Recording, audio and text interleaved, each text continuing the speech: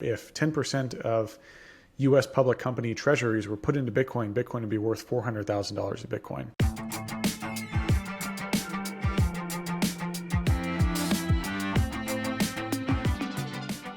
What's going on, guys? Today I spoke with Dan Held. Dan is the growth marketer over at Kraken, but much better known for just being a real Bitcoin OG. We got into a crazy conversation about Bitcoin's Supercycle and just kind of what's going to happen in this bull market. Dan lays out two thoughts on the Supercycle. That happens in the second half of the conversation. So if you want to hear thoughts just on the Supercycle, jump to the second half of the conversation. If you're more interested in what's happening with mining, Elon, China, hash rate leaving China, that's kind of what we discussed in the first part of the conversation. So either way, I think you'll enjoy the entire episode. Dan is an OG, really smart guy. If you like this and you're watching on YouTube, hit the subscribe button. If you're listening on Apple or iTunes or Spotify, punch the subscribe and give us 5 stars. All right, jumping in. Dan, it is so nice to have you here, my friend. How you doing? Thanks for having me. It's been a little while. It has been a while. I'm looking forward to Miami next week. It should be a good time. I'm mentally prepping my liver in expectations of all the different happy hours and dinners. I think I've got like 3 or 4 a night. So just trying to mentally prepare myself and my liver for the conference. It should be fun though. Yeah, you basically have like 10,000. I think it was 12,000. Last time I talked to the Bitcoin Mag guys, it's 12,000 people who haven't seen each other in like 18 months and whose net worths just went up like 5 to 10x. So it should be a interesting little time. Oh yeah, totally. Yeah. Awesome, man. Well, let's jump right in. This is going to be a 2-part series. First time we've ever done this. There was just so much I wanted to cover with you. Before we jump into energy, FUD, Elon Musk, Bitcoin Supercycle, all that exciting stuff, can you just give a background on yourself, how long you've been in space, what you did pre-Bitcoin, and then we'll dive right in. Sure. So my Bitcoin journey started with studying finance in undergrad during the 2008 financial crisis. That very much molded and crafted my perspective of trust in the existing financial system. Then my first job, I worked at a small investment firm in Dallas. They relocated me to San Francisco. In San Francisco, I was into Bitcoin already. This is back in 2012. Moved to San Francisco in early 2013. I was the only non-technical person at the meetup in San Francisco. There's only a dozen of us, included Jesse Powell from Kraken, the CEO of Kraken, Fred and Brian, the co-founders of Coinbase, Charlie Lee, founder of Litecoin. So that was the small community in San Francisco that I was a part of in January 2013 when Bitcoin was $10. Bitcoin skyrocketed to 260 in March, and that's when I decided to go enter into tech and build my first product called ZeroBlock. It was the most popular mobile app back in the day. We got bought by blockchain.com. I was the first PM there. Also product manager at another crypto startup. And then I went to Uber, where I worked on Rider Growth on Andrew Chen's team, Rider Growth. And then left Uber, came back to crypto, co-founded a company called Interchange, and we got acquired by Kraken. At Kraken, one of the biggest and oldest exchanges in the space, I lead growth marketing, which is user acquisition. A lot of data stuff, a lot of growth stuff. It makes sense. You're like the coldest, I would say the coldest, most like calm pumper of Bitcoin I've ever seen. There's a lot of people who are on Twitter like always pumping the Bitcoin bags, and you're a very rational optimist, I guess I'd call it.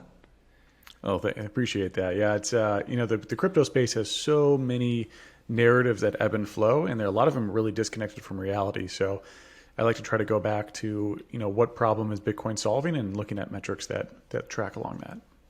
Yeah. All right. Let's jump right into it. Big narrative right now, energy.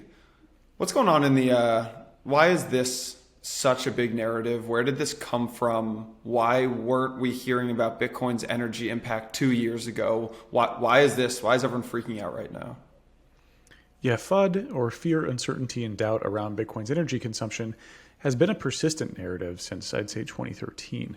It picked up pace in 2015 due to Vitalik and others promoting it as promoting proof of stake versus proof of work and using proof of work's energy consumption as a negative, as a way to virtue signal the validity of proof of stake systems. So that's when the energy FUD really started to pick up, or at least when I noticed it. There could have been a lot of other factors, and I may not remember history correctly, but that's when I remember the energy FUD really starting to pick up pace. the energy FUD recently has definitely hit a crescendo in terms of Elon Musk tweeted some very negative things about Bitcoin's energy consumption. I find the whole narrative a little bit, a little bit silly, and we can dig into various elements of that. But that's kind of the history of energy FUD, is that it wasn't really existent in the beginning. Starting around 2015, we started to see that narrative come out a little bit more. Most of the time when we see this reported, it has, there almost every single time it's reported, there's objectively wrong information or data used. So we can, which part do we want to unpack first? We can unpack kind of the argument itself. We can unpack a few other things. What are you thinking?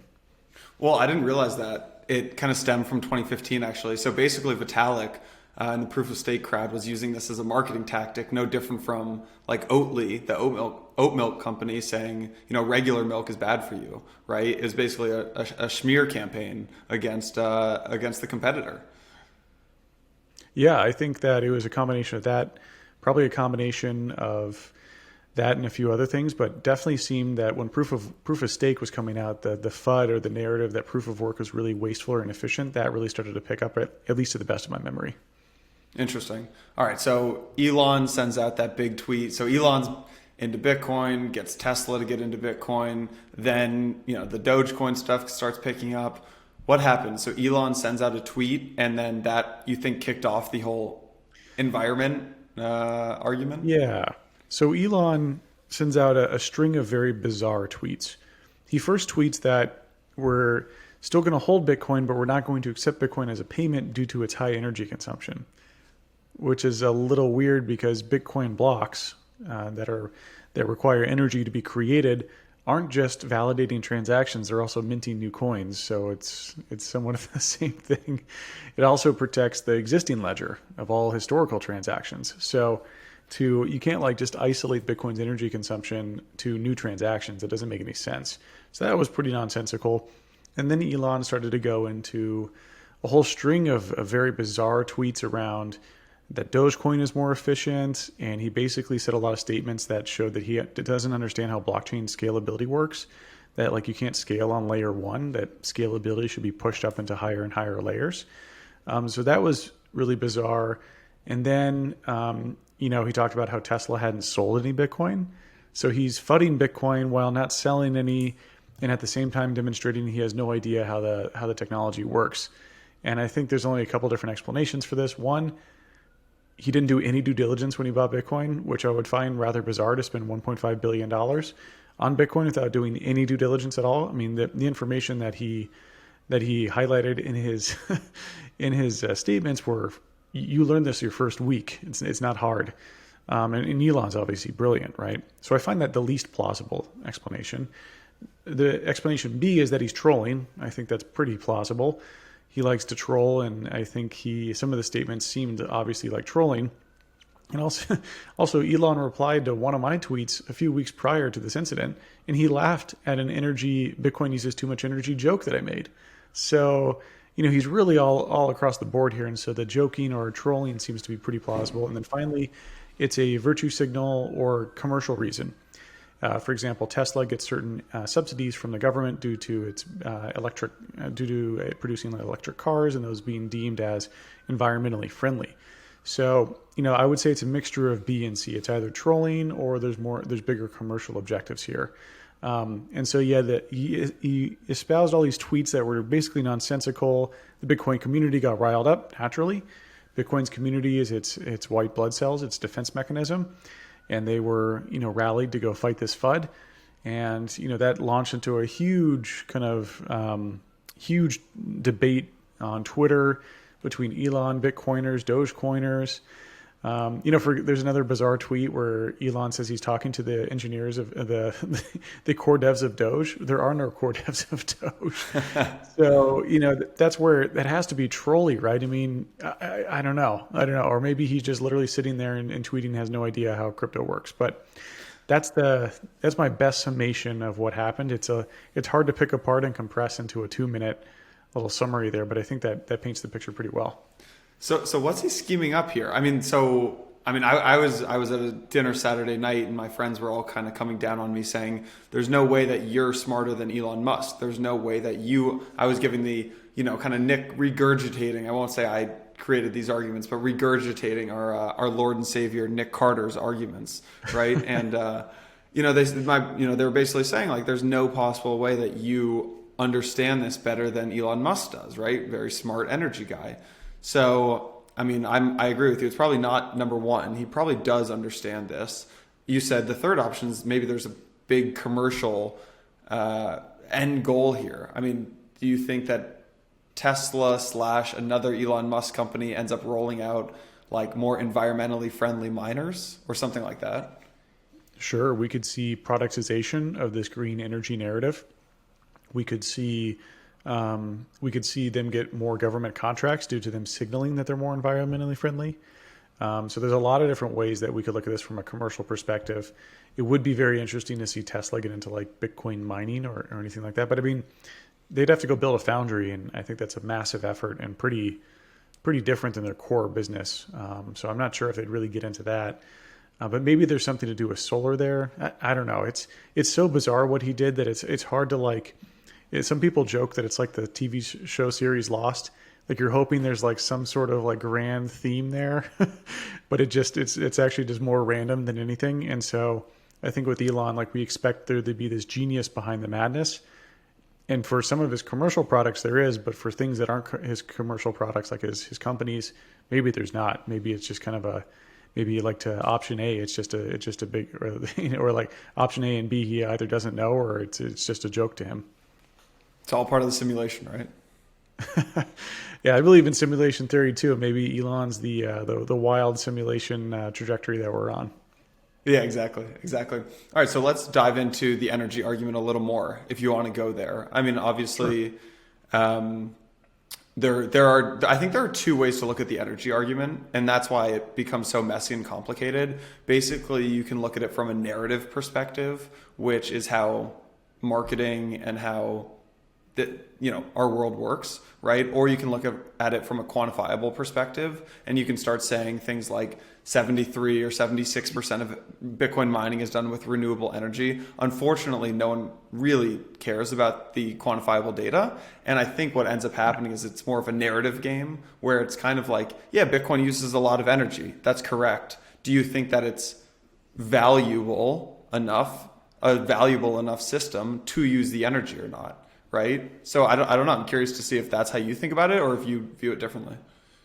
Yeah. So for those who don't know, the core root of the argument is that Bitcoin's energy usage is excessive and that it should be stopped because it is wasting energy and that's environmentally unfriendly.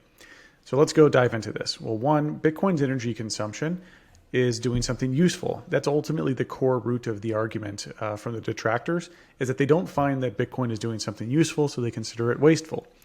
I find this absolutely fucking stupid as people think through all of their own existing energy consumption. Like when you go watch the Kardashians or you drive XYZ car, you buy a hamburger versus chicken, you don't care what the energy mix is. No one ever asks you what percentage of that is generated by renewables.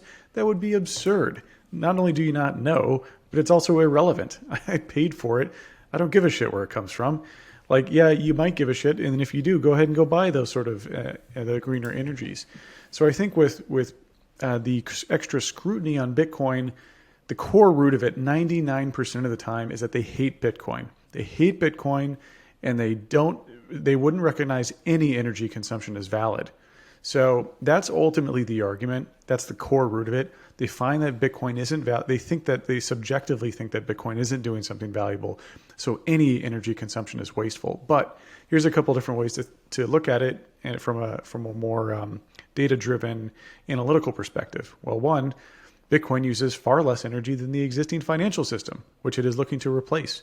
The existing financial system has commercial bank branches that are physical, and those required energy to be built. And people go physically work in those offices, and those humans require food.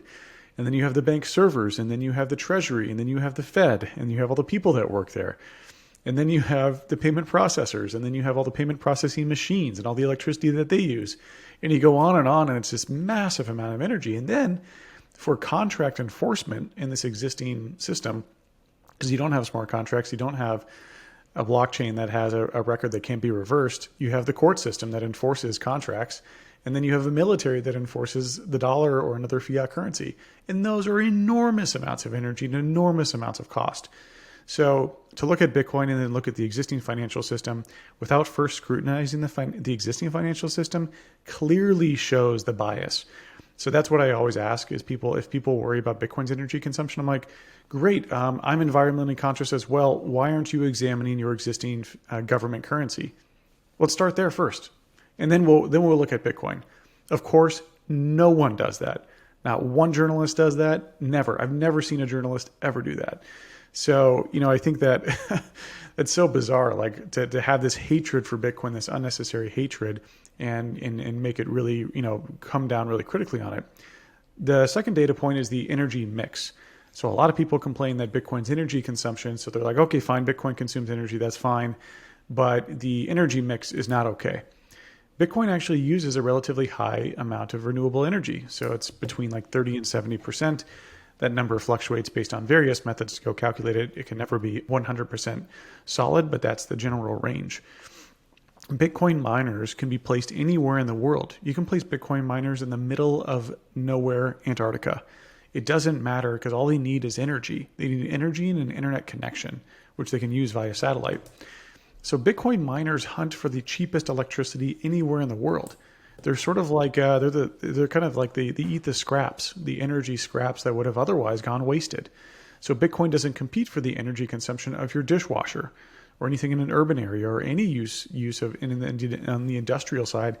Basically, Bitcoin miners are only willing to pay the least amount of money for electricity anywhere in the world, which means that Bitcoin miners harness a bunch of wasted electricity, which is phenomenal.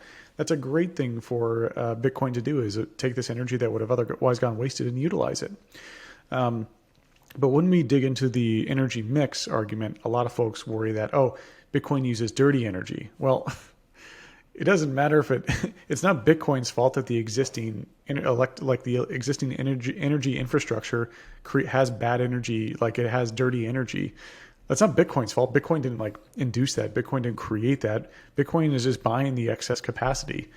And then furthermore, when people worry about Bitcoin's energy consumption, they worry, and so they're like, okay, fine, it uses energy, and they're like, okay, well, what percentage is green?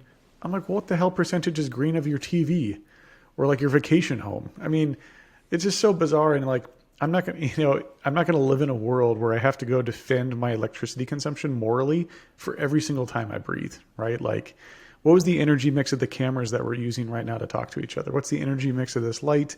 What's the energy mix of the bar behind me or your shirt?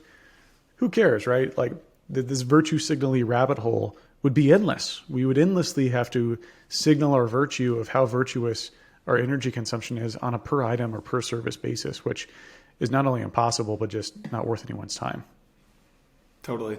Let me play devil's advocate. Let me use some of the other side of this. Let me use their argument here.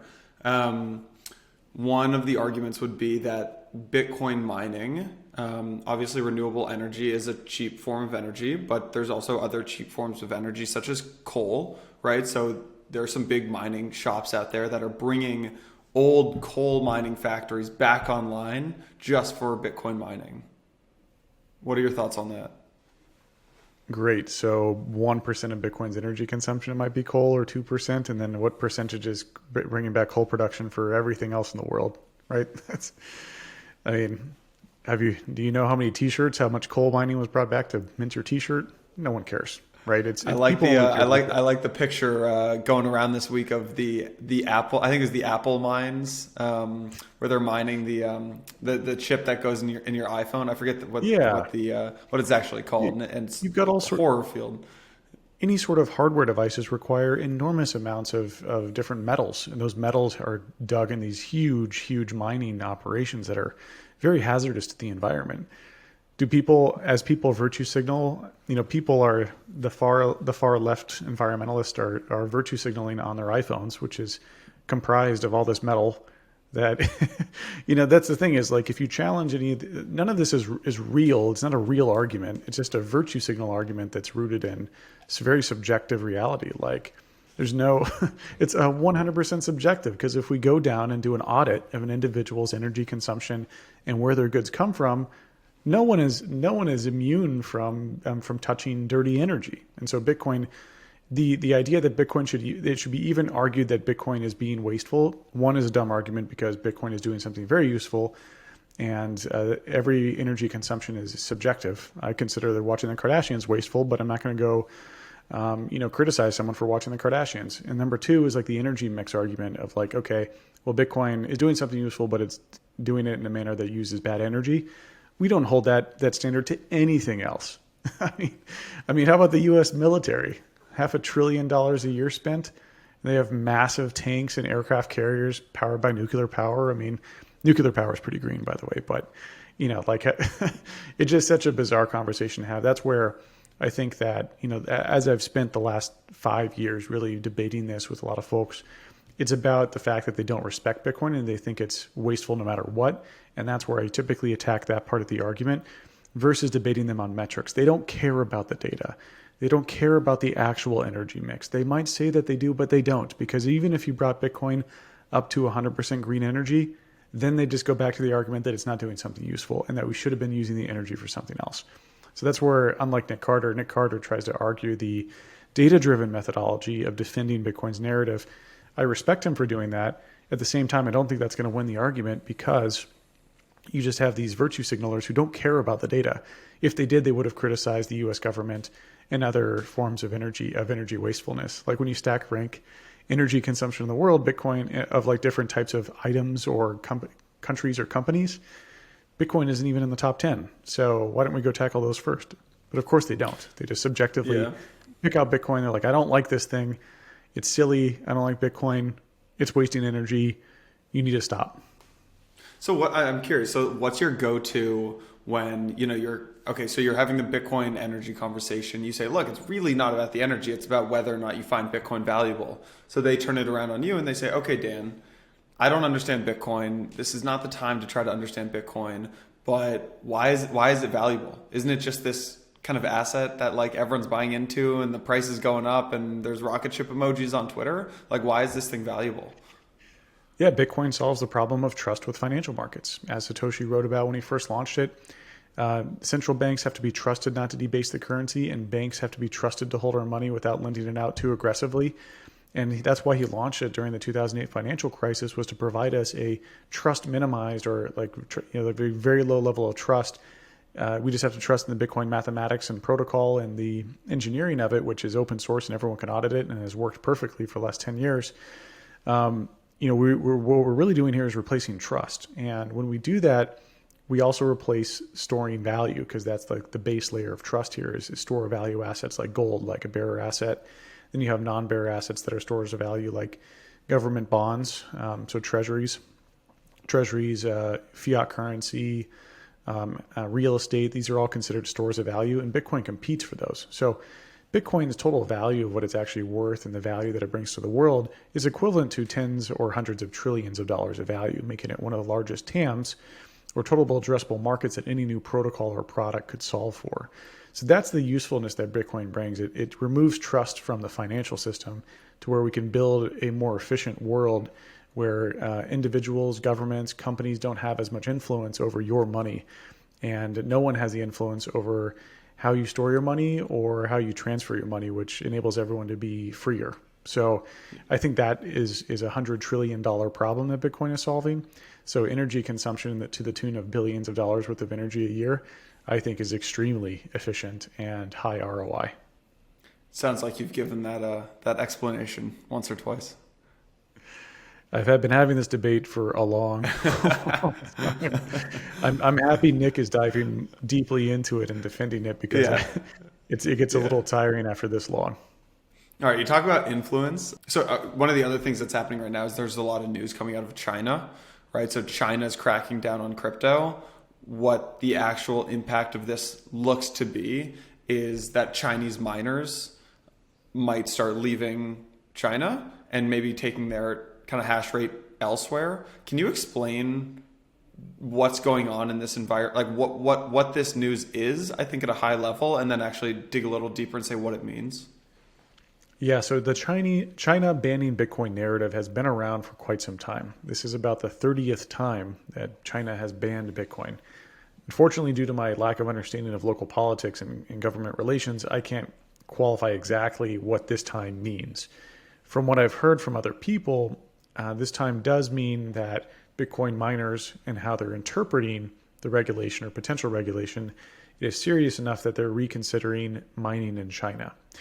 Again, there's vast geopolitical reasons as to why this might exist. I don't know enough about Chinese culture to comment on like why the miners may or may not perceive this as a legitimate concern. But from the best of my understanding, these Chinese miners are going to move out of China. So what that means is that global hash rate will move out of China, and that will, as Nick Carter has put it eloquently, it'll solve two FUD pieces. So one is that Bitcoin is controlled by China, which it never was, but that is a popular narrative because there's a lot of Bitcoin mining in China. Miners don't control Bitcoin, but most press don't really grok that. And then number two is that Bitcoin mining is dirty because it comes from Chinese coal. Well, with the transparency of miners in other geos and the better, more greener energy mix in other geos, that concern should also fade away. So Bitcoin miners moving out of China due to new Chinese regulations should be a great thing for Bitcoin as it changes the narrative and solves and sort of conquers those two pieces of FUD. Now, again, in this world, no facts don't matter at all. Facts don't matter at all. So we'll see if that meme or the narrative actually catches on and is believed by the world. Just because it's true doesn't mean people will necessarily believe it. So we'll see over the next couple of years if that narrative that China controls Bitcoin or that Chinese coal powers Bitcoin, if those narratives die, or if the press, like it has typically done, continues to print objectively false information. It remains to be seen. All right, guys, it's ad time. I'm gonna let you guys in on a little secret. There's one company that's powering a ton of the crypto data in the space. And by crypto data, basically there's all these companies, traditional financial institutions that need crypto data for, accounting purposes, for tracking the value of their assets, for running audits, right? And so there's one company, they're called Lukka, Lukka. I've talked about them on the podcast before.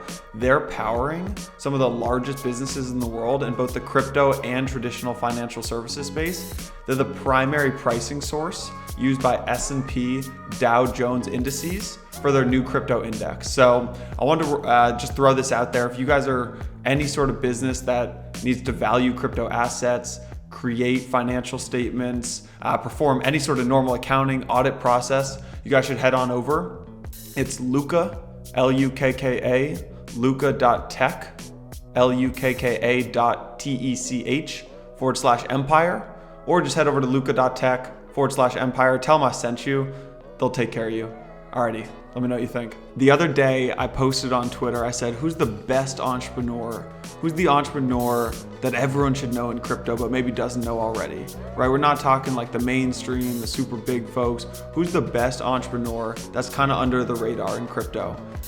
God, post went crazy, got like 300, 400 comments. There was one name that kept popping up, JP Richardson. JP Richardson at Exodus. So I thought, man, that's crazy. Exodus is one of our sponsors. Let me call him out, right? So JP Richardson, CEO of Exodus, done an amazing job building one of crypto's most loved apps. And there's a number of reasons. They got a mobile app, they got a desktop app. You can instantly exchange over 100 different currencies. They've got interactive charts. They're fully integrated with the Trezor hardware wallet, so you can always be secure. So if you're looking to buy crypto, if you're looking to just get away from just buying one or two currencies, you want to explore other things, go to exodus.com/empire, or just search Exodus in the App Store or Play Store. Check them out. Shoot me a DM on Twitter. Let me know what you thought. Go follow JP Richardson. Go check out Exodus. All right, exodus.com/empire. Do you think that, or I guess have you looked at the data I don't know if it's on Coinmetrics or where it is, to see if hash rate's actually leaving China yet, or is this kind of speculation right now that it will happen? I'm not paying as close attention to it on chain or using any sort of like data-driven method to look at if Chinese miners are leaving China. I know Nick Carter's been looking at it a little bit, so I think he has seen things move, and he mentioned this on Twitter a few days ago, but I haven't actually looked at the data myself. Got it.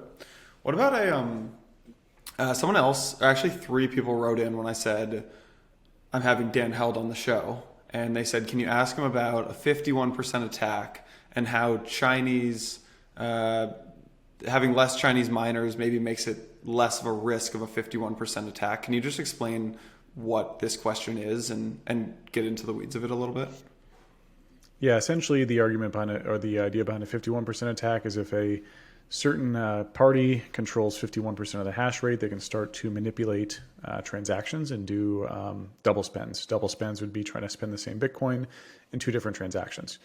So they could try to rewrite the chain to some degree, where the coin is spent coin is spent initially, then they rewrite history and have it actually spent somewhere else. So the 51% attacks, this has never occurred on Bitcoin. Just to be clear, just to make sure everyone knows that this hasn't happened before. Some of the game theory behind this, essentially, Bitcoin miners purchase their hardware called ASICs. These are machines that only can mine Bitcoin, and then electricity is pumped through them, and then essentially the miner takes energy and converts that into Bitcoin, and they're rewarded via the block reward in Bitcoin. So it's a Bitcoin miner you can think of as a machine that prints Bitcoin. And miners have to expend the value, have to have an upfront cost to buy the machine and the upfront cost of the electricity before they get rewarded in the Bitcoin.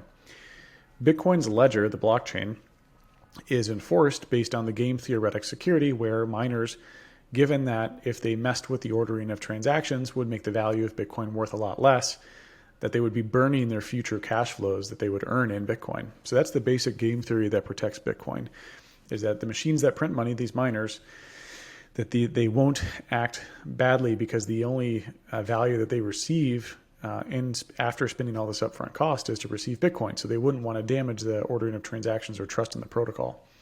And so far, that game theory has held true. So to do a 51% attack, you'd have to control 51% of the hash rate. That's extremely difficult to do. First, you'd have to find where the miners are, and that's superbly difficult, as how do you tell what a data center is versus a Bitcoin mining operation? You've also got Bitcoin miners can operate behind Tor, so you don't even know exactly who they are, where they're coming from. And so Bitcoin mining to seize 50, so the only effective way to do it would be a government produces a whole bunch of new ASICs or seizes 51%. The seizing part would be extremely difficult. And even if you were able to accomplish all this, there's still a bunch of other game theory that protects Bitcoin. For example, like the 51% attack, there's a bunch of honest machines that have different game theoretic attack vectors that they could start to implement that would change the outcome a little bit. You've also got some last ditch efforts, which would be around changing the mining algorithm, which would make all the machines worthless. So basically, the Bitcoin network is protected by I would say somewhat annualized basis of all of the mining equipment that Bitcoin uses and the energy consumption. So that puts the game theoretic attack vector cost at the level 1 game theory. There's a bunch of different levels to this. The level 1 at in the tens of billions range, which makes it only really achievable by large state governments like large states like China or the U.S. But again, these attacks wouldn't kill Bitcoin. There's a lot of ways to mitigate it. There's a lot of ways the honest miners could fight it. But that's the premise of a 51% attack and what the game theory is behind it. So my understanding is that it would be kind of bad for about 10 minutes, and then you would just fork the chain, and there would be a new Bitcoin chain. Do I understand that correctly? Are you talking the last ditch effort of changing the mining algorithm? Yeah, if there was, if somebody could actually get that far, right? So if somebody could buy up 51% of the ASICs, which obviously you'd start seeing the price of ASICs go up. If someone could get actually that far, get past all of the other things, not get noticed by the community that they're doing this, accumulate that much kind of mining power and pull this off, could they do it for 10 minutes and then the kind of Bitcoin blockchain would get forked? Or you don't even think you could get that far? It's extremely unlikely they would get that far. And as Bitcoin grows in value, the value of the block reward increases, which also increases the amount of miners across the world and increases the security model. So it hasn't happened yet. I find it very unlikely to happen. But let's say they did all that, got past the point of trying to buy up ASICs while everyone else is noticing and everything else, then they might just be able to reorganize transactions on the current tip of the chain. They wouldn't be able to rewrite all these transactions. But there's a lot of different ways that honest miners can fight back. I haven't dug into that as much as others. And then the last ditch effort would be to change the mining algorithm, SHA-256. That would be the very last ditch effort, because then there's sort of a whack-a-mole approach, because they could, whatever new mining algorithm is created, this entity, if they have enough resources, could just buy up all of those miners as well. But at the same time, it would be an extremely costly attack to the tune of tens of billions now. In the future, it might cost 100 billion plus, and as a government, it'd be very hard to, justify an expense like that, especially since you would be attacking your own citizens. It's estimated that 20% of American adults own Bitcoin. So I find that very unlikely that these governments would choose to attack it, given that the ownership percentage in a lot of Western developed nations are very, very high. You ready to go full Supercycle mode here? Let's dive in. Let's get bullish. That's what I know that we're going to get YouTube comments if we don't jump into the Supercycle topics, saying I came for the Supercycle, so we need to jump in here. So there's a lot I want to talk about. You hypothesized this thing called the Supercycle, basically saying that this is not any normal Bitcoin cycle. You said it in the trenches of the bear market. I think it was 2019, if I recall. Can you just give it, what is the Supercycle? Yeah, so the original version of the Supercycle was created back in October 2019. I first announced it at Riga. So it's a hypothesis that you've got these little microcycles, which are Bitcoin's 4-year cycles, typically centered around a halving. Halving is when Bitcoin's new coin issuance drops in half. This occurs over time until 21 million Bitcoin will be produced. It's hypothesized that the halvings create a situation where supply decreases, demand stays the same, price starts to climb, and that begins a bull run. It's a hypothesis. We don't know 100% sure if that's how it works, but it's done it so far. With these microcycles, 2012, 2016, and 2020 were the halvings, and the corresponding bull runs, typically about a year later, have been largely during a macro, bull market in the mainstream economy. We haven't had a recession or a depression for a long time. So Bitcoin has had these bull runs, and then the top blows off, and then it cools down in a bear market, and it does it again and again. And this time, though, we were well poised for a recession to occur. We had been overdue for a recession, and so my original hypothesis was, what happens when Bitcoin has a bull run during a recession? In that moment when people realize they need Bitcoin, because people don't realize they need a lifeboat until all of a sudden there's a storm, and they're like, you know what, I really need a seat on that lifeboat. What happens when there's a recession and people stop trusting their governments and they need something else to trust? That's when Bitcoin really shines. So I hypothesized this in 2019 before COVID hit as like, what happens if there's a recession or depression while Bitcoin has a bull run, or during close to Bitcoin's bull run cycle? Well, it happened with COVID, and COVID hit that to a degree I never, ever would have expected. $25 trillion printed across the world was beyond even a fathomable money printing operation when I originally came up with the Supercycle thesis. So that very much was a huge thumbs up for like a potential Supercycle, that we could have a recession or depression while there's a Bitcoin bull run, and that people would come to recognize the value of Bitcoin. So that was the first big check mark for it. And then, I would say like the other component of the Supercycle that I highlighted in 2019 was around the institutions. That what happens when institutions come into the space? These are big banks, hedge funds, Tesla, treasuries, sovereign wealth funds, et cetera, pension funds. What happens if they start to recognize Bitcoin as gold 2.0? We're not going to have a normal cycle then. We're not going to have the typical cycle we have where it's just retail traders and a very small audience. We could have the whole world. And we could have all these institutions which manage tons of people's money, and the institutions bring pedigree. A lot of retail traders won't trade Bitcoin until the institutions give it a thumbs up. And so once that happens, you unlock more retail traders, and that's what gives to this cycle a lot of buying power, which means that the price could go much higher. So what happened was we did see institutions come into Bitcoin. In 2020 and 2021, the institutions have finally arrived, and to a degree that I didn't expect treasuries to companies to come in with their treasuries and start buying Bitcoin, like Tesla and Square, and that was just incredible to see. So, the institutions coming in are a big signal for the super cycle as well, because it totally changes the dynamic of how much money can flow into this space and what size. Some of these pension funds have a minimum of $1 billion investment, right? That's a lot of buying power to buy Bitcoin, and that means that Bitcoin's price needs to move up to accommodate all these new market participants. ARK Invest did an analysis where if 10% of U.S. public company treasuries were put into Bitcoin, Bitcoin would be worth $400,000 of Bitcoin. And that's just the company treasuries. That's not hedge funds. That's not sovereign wealth funds. Say that again. If 10% of U.S. corporate treasuries bought Bitcoin, that's right, Bitcoin would go to 400,000. Yeah, if we took the aggregate value of all these cash equivalent values in these treasuries and used that to buy Bitcoin, Bitcoin would be at $400,000 of Bitcoin.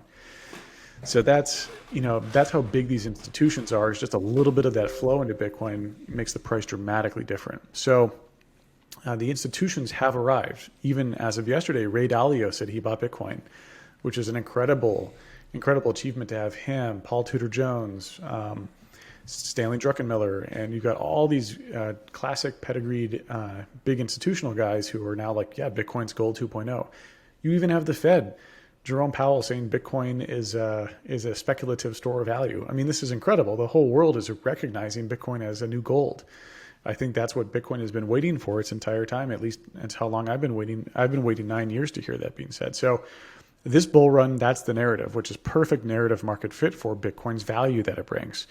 So we've got that combined with the micro and macro cycles, and then also narratives. So like Bitcoin in 2017 was fighting the Bitcoin Cash narrative that Bitcoin was supposed to be useful for payments, which split the community up into Bitcoin Cash and Bitcoiners.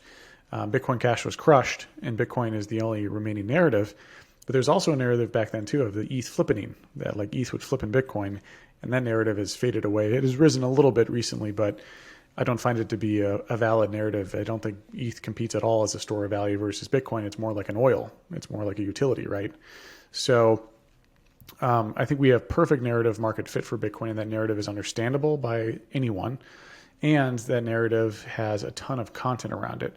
So Bitcoin's, before, like when I got into Bitcoin, there were no podcasts, there was no news websites, there were no YouTube channels, none of that. I got on Bitcoin Talk forums and started to read there. So now there's so much content out there. You've got like my content, we've got your content. There's so many great pieces of content. Like Blockworks is a phenomenal set of content creators.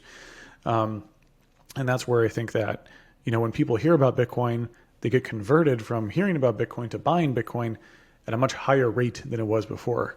Because what it was before is someone really had to be really interested in Bitcoin to come and get into the space. And now it's like, oh, well, I'm casually interested. Oh, here's some great content. Oh, now I get it. Instead of spending 8 months, I spend 8 weeks. So I think that's a big driver as well for a super cycle theory, is that the conversion rate of people hearing about Bitcoin into buying Bitcoin should be much higher. I think we could coin a new term on the podcast, which is just Bitcoin time to purchase, which is the first time someone hears about Bitcoin, how long does it take them to finally pull the trigger? As a growth marketing guy, I love that thinking. Yeah, if we were to look at the average Bitcoin time to purchase rate, I bet that has dropped over time. Or duration. Duration would probably be the metric here of time, right? I bet that has dropped significantly. And I'm seeing a lot of people too where Bitcoin is sort of a multi-touch attribution. Like we need to think about Bitcoin in terms of a multi-touch attribution model. Like it isn't necessarily the last podcast that you read that converted you. It's a series of podcasts that you read, and then the last one finally pushed you over the edge, but you were 80% there. So a lot of this, I think, is repeat exposure. Bitcoin rose up in people's consciousness in 13, 17. It didn't die, and now it's back again. So people are like, okay, this time I have to pay attention to it. I missed out the last 2 times. It's still around. It seems to be thriving. I should dig in here. So let's talk about what this super cycle will actually look like. So the last few cycles, you mentioned halvings in 2012 and 2016. Then you have bull runs in 2013, 2017, the years after the halving. Those bull runs look pretty similar, right? The thing runs up and then it falls like 80%. Do you think that what we're going to get here is just an extended bull run that then falls 80%? Or does it look actually a little bit different? Yeah, so I think a lot of people ask me, how do you quantify a super cycle? So I described it in a qualitative function, like what qualifies it, I think, as a super cycle that makes it different. So ultimately, a super cycle, I would say, is different than a typical Bitcoin cycle. That's basically what the term super cycle means. Now, digging in on the quantitative side, what does that look like in terms of numbers? I would define it as either having a greater bull run or having a lesser of a bear market. Essentially that that due to these qualitative characteristics that I described earlier, that Bitcoin's bull run would be really intense. You have the whole world coming to recognize that Bitcoin is gold 2.0, and that increases the price, makes more people aware of it, and then it turns into a mega bull run. Or what we see is a typical bull run, and then there's lesser of a bear market because there's more institutions, there's more knowledge, people are stronger hodlers.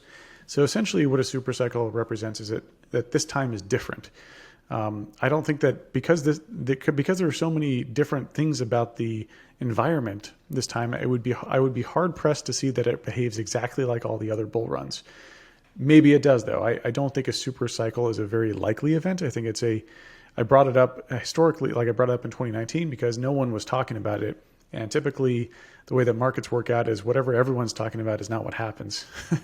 It's oftentimes what everyone doesn't expect. And so I felt that if this bull run had different characteristics, that maybe it could be something different. And that's a possibility, I'm not saying it's a likely outcome. So with a super cycle, like quantitatively on the number side, this would be like, right now, I think we have a lot of analysts saying Bitcoin in this bull run should be between 100 and 300,000 at the peak.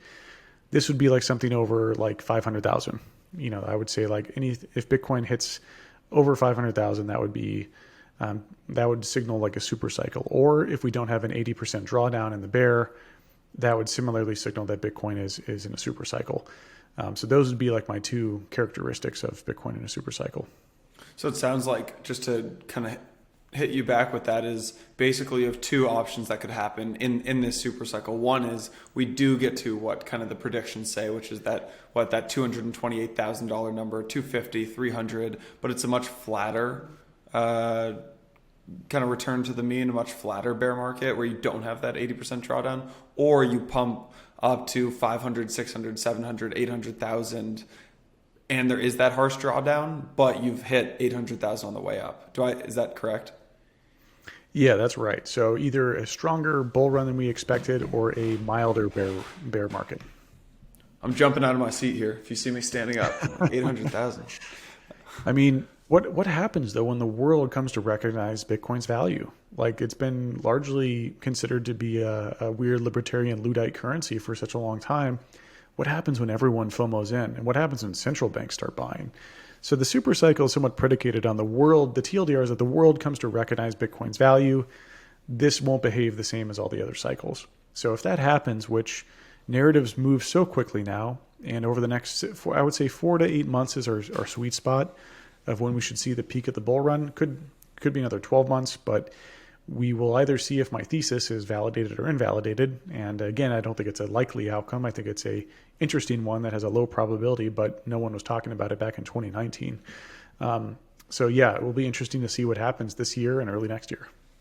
So let me throw a third option out at you. Why couldn't we? So basically you have two different types of buyers that have entered the market for the first time ever. One are hedge funds and one are these really long-term holders like insurance companies and pensions, right? So the insurance companies and the pensions, they buy for 10 to 20 year holds, right? They're putting something in their fund, they're buying $1 billion of it and they're holding. So that would hypothetically flatten out the bear market. You wouldn't have that big of a drawdown because these guys are buying and not actually selling when they think the market's overextended.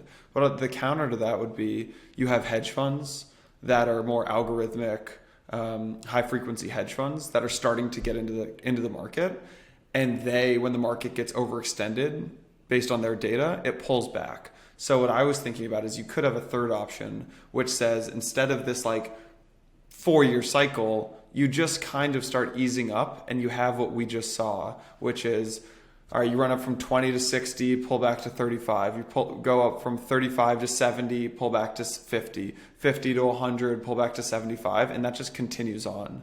But what, I guess, do we need a big bull run and a drawdown?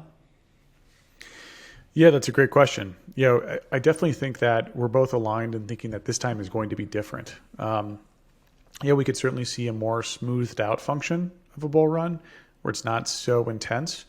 We could see the bull run extending over 12 months versus like the typical 4 to 8 months, which we would expect it to happen within. So I think there's a lot of different things here. There's a lot of new different participants who are going to change fundamentally how we see the price manifested, right? All the buyers and sellers coming together ultimately dictate what the price is. I definitely think that when we look at this cycle, we could see a lot of weird things, right? Like the dip down to 35 or 30 here was pretty unprecedented. Most people didn't expect that. At the same time, if we look at the 2017 cycle, there's a very intense dip that happened almost exactly at the same moment after the halving. So, history doesn't repeat itself, it rhymes. Maybe at the end of the day, maybe institutions are just feeling it out now, and then there's more volatility now, and there's way less volatility after the peak of the bull run. I think fundamentally what the super cycle describes is that this time will be different, and there's a chance that it could be an incredible bull run where we see the world come to realize Bitcoin's value and what happens to the price when that occurs. Do you think we eventually see central banks buying Bitcoin, and how does that play out? Yeah, absolutely. I don't think it'll be the big central banks at first, but I think it'll be some of the smaller central banks, and then possibly like China or Russia. I think China and Russia have zero possibility of ever becoming world reserve currencies, as no one trusts them. I'm not saying that the U.S. is a perfect country. I think the U.S. has a lot of flaws, so I'm not exactly saying that I believe that any country should have all that power of being the world reserve currency. But in terms of their ambitions of being a world reserve currency, I don't think anyone would ever want to live in a world like that, especially most of the world that isn't communist. So that's where I find it very implausible. And they'll come to the realization that it's extremely implausible that they'll become a world reserve currency. So what's the next best thing? Well, the next best thing is to buy Bitcoin and then have your fiat currency or your government currency backed by Bitcoin, or just adopt Bitcoin. Because if you're the first mover, you have a significant price advantage where now if anyone else comes in after you, they have to buy it from you at a higher price. So the game theory is very much like Prisoner's Dilemma, where if you don't want to be the last one to give up the other one, you want to be the first Confederate or the first one to go over to the other side. Because once you do, you've now got a very strong, advantageous position in terms of being first. So what you're saying is central banks will come in, they'll FOMO into the market in the same way that retail does, because they want to buy Bitcoin before their next door neighbor buys it. Precisely. Or even more fun, if we think about how narratives play out, how this will likely play out is that there will be a leak that a big central bank has bought Bitcoin, even if they haven't. But by the time the narrative breaks, it doesn't matter, because the world, you'll never go back. You'll always think, well, what if they did? And all the other participants think, well, what if they did? And if they think that what if they did, then they go, well, maybe we should. And that's how this whole process works. So it doesn't actually matter who goes first. It just matters that someone believes that someone else might go first, and that becomes credible enough to stimulate one of these central banks to go purchase Bitcoin. So moral of the story is we're leaving it to you to start the rumor that a central bank is buying Bitcoin. Yeah, I don't want to get arrested. I don't know if that's an arrestable fine, but it won't come from me. Yeah. What's the, I guess one last note on the central banks. One thing that could be kind of concerning is if you see central banks start buying Bitcoin, they might not have that much capital inside of the country. What they do have is a currency that's controlled by the government. So you could see some of these kind of emerging markets actually start to print more and more money just to buy Bitcoin. And obviously who ends up getting screwed here is their citizens, but who ends up winning is the country that ends up holding a lot of Bitcoin. So, I mean, that's kind of like the downer take on this, but I could see that playing out. Well, I mean, the citizens ultimately control the country. At the end of the day, it's a kind of a weird relationship there, but ultimately the government only has power because the citizens give it power. So the citizens believe that Bitcoin gives them power too. Then it's sort of synergistic where, they might devalue their local currency, but then the local currency is backed by Bitcoin. So it's a weird mental loop there that you could develop of like, well, let's say they do this is called a speculative attack. So so basically taking out debt to buy Bitcoin in an increasingly accelerated fashion. But if the debt's backed by Bitcoin, then are they in a better or worse spot than the other countries? Yeah. You mentioned some of the FUD in 2017 was both the Ethereum flipping and Bitcoin Cash. Obviously, Bitcoin Cash went away. I would argue with you. I would say that the Ethereum flipping argument is like decently hot right now because of what's happening with DeFi. And do you think that the energy FUD going on right now is kind of the 2021 version of Bitcoin Cash, or you think the energy narrative will just end up withering away? Because Bitcoin Cash lasted the entire time, if you remember. So I think that the energy FUD will be very hard to defeat for Bitcoin. I think mining moving out of China will be the quickest way to defeat it. So I agree with Nick Carter's assessment there. I think that'll be good. I think that the Ethereum flipping narrative of DeFi is interesting. Of course, I think like DeFi is interesting, and I plan on having a course and a series, not a course, but a series of articles about Bitcoin DeFi. But ultimately, so I'm a product guy. I think about what protocol or product that I have, what problem is it solving? Bitcoin's protocol solves one thing very elegantly, the store of value problem. The store of value problem is the largest TAM in the world at $100 trillion worth of value.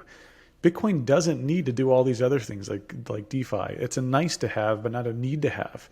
It's sort of complaining like, oh, well, Apple's interesting as a company, but why don't they mine gold, or why don't they go pump oil?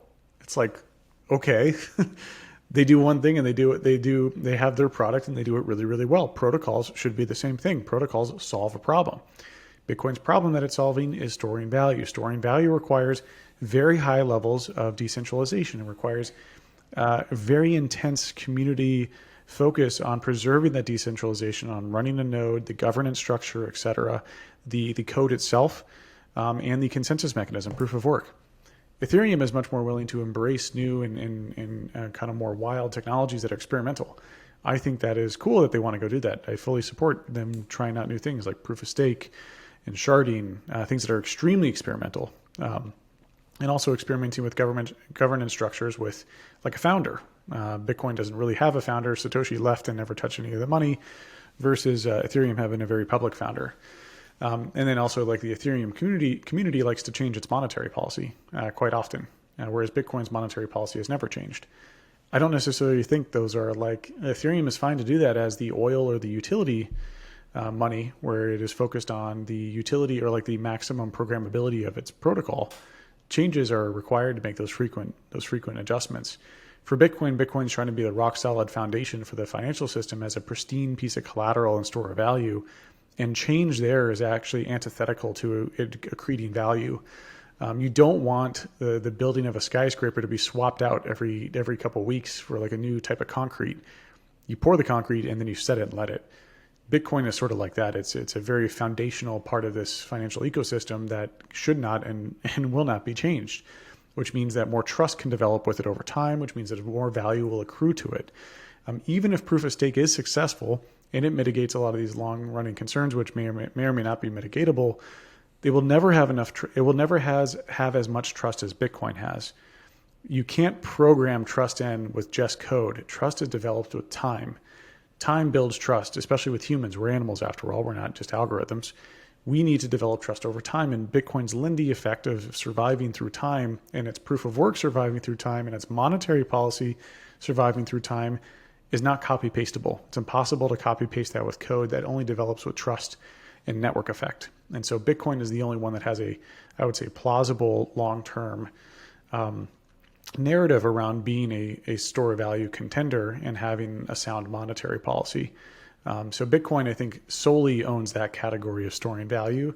I think Ethereum is they should focus on DeFi stuff. I think that's really interesting. But certainly I don't find them to be competitors at all. I enjoyed your little comment on Twitter today, which when the Guggenheim founder came out and said Ethereum has more utility, and you replied, yeah, aluminum has higher utility than gold. Does that make it a better store of value? Precisely. Yeah, I think there's a lot of confusion over what utility means. Storing value, the utility there is storing value. I don't need to go make it super malleable to go build machines and stuff. It already does something. It already stores value, and everyone's like, "Well, that's such a boring utility." I'm like, "Okay, it's $100 trillion problem it's solving. Why is that boring? It's the largest TAM in the world, and the whole point is being trustworthy. Like it's all about developing trust in the protocol, monetary policy, and the community enforces that trust. So Bitcoin not changing is a great thing. I work in tech. I've worked in tech for 8 years. I understand the other side of the argument, which is that, it's a technology. Bitcoin isn't really about the tech. The tech is actually pretty old. It's like a lot of the tech is like 30-year-old tech that was Frankenstein by Satoshi together. It's more of game theoretic incentive modeling and getting humans to trust the protocol. That's actually what the innovation is here. And this isn't like something that you go tweak on a daily basis. You don't, gold was around for 4,000 years. So, I think that a lot of the other side of this argument, which is around we need to change things early and often, that's a great philosophy to have for building product. I've been a product manager. I've been in tech for 8 years. Yes, we must always ship new features and services. That's not how you want to build the framework of the existing financial system or the new financial system. You don't want to build this constantly changing foundation. You want the changes to occur on top of the foundation. The foundation itself is somewhat immutable and unchangeable. At least that's my design philosophy for Bitcoin. I think that's the Bitcoiner community has largely rallied behind that design philosophy, which I find to be a very credible one. But I certainly embrace and excited about other coins trying different things. And I think, I'm going to write some content on Bitcoin DeFi, which is exploring DeFi, which again is a nice to have, not a need to have for Bitcoin. And, just to kind of see what is being developed. So I very much embrace, Bitcoin's ethos of pushing innovation to another layer. Like there's quite a few different protocols like Sovereign, RSK. I think Sovereign's built on RSK, and then Stacks. So I'm going to be beginning that exploration shortly. But yeah, Bitcoin doesn't need any change to work. It's programmed in since day one. Everything's already ready to go. Bitcoin solves its problem as a store of value asset since the beginning, and it does it elegantly and doesn't need to be changed at all. It just needs to survive, and that's what's so beautiful about Bitcoin's risk-reward profile. Is it's not swapping out proof of work for proof of stake. It's not swapping out consensus mechanisms or monetary policy. It works. It works very elegantly. With all the other ones, you have the inherent risk of these changes leading to some unforeseen outcome, whereas Bitcoin's changes are essentially no change, and everyone can look very far in the future and plan on that. One thing that feels inevitable, if this really is a super cycle, I guess super cycle or not, is more and more Bitcoin going into institutional hands. And I'm curious if you think this is so let's use NYDIG, for example, right? NYDIG had that big announcement with FIS, where FIS powers a lot of the infrastructure for banks. Through NYDIG's integration, you're going to be able to actually, I think, buy Bitcoin through your bank account. I didn't fully understand that. But anyways, it's inevitable that more and more Bitcoin will get holed up with institutions. Bad thing, good thing, part of the process? What do you think? Natural part of the process. Institutions were always an inevitable participant. Now, most of these institutions won't provide you one of the big value props of Bitcoin, which is seizureship resistance, which means you can store your Bitcoin on your own and no one can take that from you. Now, what these institutional folks will likely do is they have custodial solutions where you trust someone else to custody your coins. I don't think this is a bad or good thing. I think people should trend towards self-custody over time if they know what they're doing. But even without the self-custodial aspect, the game theory plays out pretty nicely, right? Like, let's say that 50% of the US population owns Bitcoin and 10% of that is held by custodians. What happens when governments try to seize it is you have a huge portion of the population finding that to be egregious breach of their trust. And they'll go enforce that by voting and by other mechanisms. So, of course, in more authoritarian dictator relationships, you don't want to have custodial solutions there ever. But in democracies or more Western developed countries, there is somewhat of a contract law, property rights, and some fundamental understanding of that. And, if governments crack down really heavily and start to seize the assets, that's going to lead to huge civil unrest. We can't stop people from choosing the easiest option. We can still push people over time to self-custody their coins. And I think that's the best that we can do. I don't think that fundamentally changes Bitcoin security, though. Bitcoin isn't secured by proof of stake or by the hodlers. Bitcoin is secured by the entire community of everyone. If someone has $1 billion worth of Bitcoin or $1 million, doesn't change. It's about who all wants to run that version of Bitcoin that everyone else agrees with, and you can't buy that. Yeah. How much longer do you think we have for this Bitcoin, Supercycle or non-Supercycle? Well, we'll see if my thesis is right or wrong in the next 4 to 12 months. That should be enough time for the peak of the bull run to occur, and then to see some of the bear market start to begin. Yeah. What is your, let's say we don't go into a super cycle, what is your bear case for Bitcoin over the next 12 months if you had to put some sort of price around it? I mean, the bear case would be right now. Like the bear case would be like we go sideways and then we go into a bear, this would be a bear case as we go sideways for the rest of the year. Now in 2013, we had 2 bull runs in 1 year. $10 to 260, back down to 100, then 100 to 1200 at the end of the year. And there was a period of sideways action from like May through September. We could very much go through that, and I wouldn't say that's a bad thing. It's if we go sideways for the entire rest of the year, all the way through December, that would be a bad thing. But I think we might actually see a little bit of sideways action here for the next couple months. And then late summer, early fall, that's when things might get exciting again, just like the 2013 cycle. So we could see it play out that way. We could see Bitcoin jump right back. I've been looking at it for 8 years. You never know what's going to happen with the price. I just look at the long-term macro trends and just hodl on. Yep. I will, I'll get some heat for saying this, but I wouldn't be opposed to a little consolidation so I can get some sleep and everyone can kind of relax on Twitter a little bit. Wouldn't be the worst thing. You know, it's funny. I feel more anxious during the bull runs than I do during the bears. 100%. Yeah. There's a lot of like FOMO. There's a lot of, the sirens call of different projects out there. You also have like, I'm a builder, so I lead a user acquisition over at Kraken. So, in a bull run, I'm like, there's so many things that we need to get done. I can't sleep because there's so much I have to get done at work, because I'm like, I can go sleep after the bull run's over because there's only so many opportunities like this, and it's such a cool way to learn and grow. I personally find marketing fascinating. That's what I do as a profession. And so for me, it's just, embracing that is kind of a manic work-life balance, but it's certainly fun though. It's not something I'm dreading or anything like that. It's just, there's so much opportunity that there's this anxiety that I'm not gonna be able to capture all of it. Yeah, totally. All right, Dan, let's start to wrap it up here. We're going to record, obviously, or we have part 2. This is going to get released on Thursday, and then part 2 comes out next week. And we're going to be talking about how to actually earn yield on your Bitcoin, Bitcoin DeFi, Bitcoin marketing, a whole bunch of other good stuff, action items around your, how to use your Bitcoin. Can you just share a bit right now about maybe in the week between right after folks listen to this and the next episode, what kind of action items should they take? I know you have a newsletter. Obviously you have a big Twitter. Where can people, you have the course that just came out. Where can people kind of start reading more about your thoughts? Yeah. So if you want day-to-day action, like if you want to hear my thoughts on Bitcoin day-to-day, follow me on Twitter. I'm at Dan Held.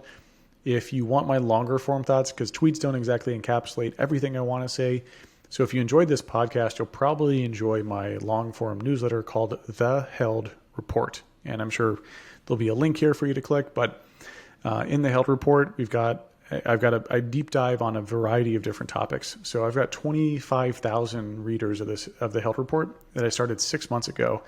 And I write about everything from proof of work versus proof of stake to a whole bunch of different topics. So if you subscribe to the paid newsletter, you get it every single week. If you go on the free newsletter, you get it once a month. So if you like my thoughts here, that's going to be my longer form where I'm fully able to explore the ideas. And I'm really, really forward and frank with how I feel about things, which I think make it a very entertaining and easy read. Amazing. All right, folks, that wraps it up for this episode. We'll be back again next week with another part 2 with Dan. If you guys like this episode and you're watching on YouTube, hit that subscribe button. If you're listening on iTunes or Apple, hit the subscribe, and obviously go follow Dan and subscribe to his Substack. All right, until next time. Thanks for having me. Cheers. Thanks, Dan.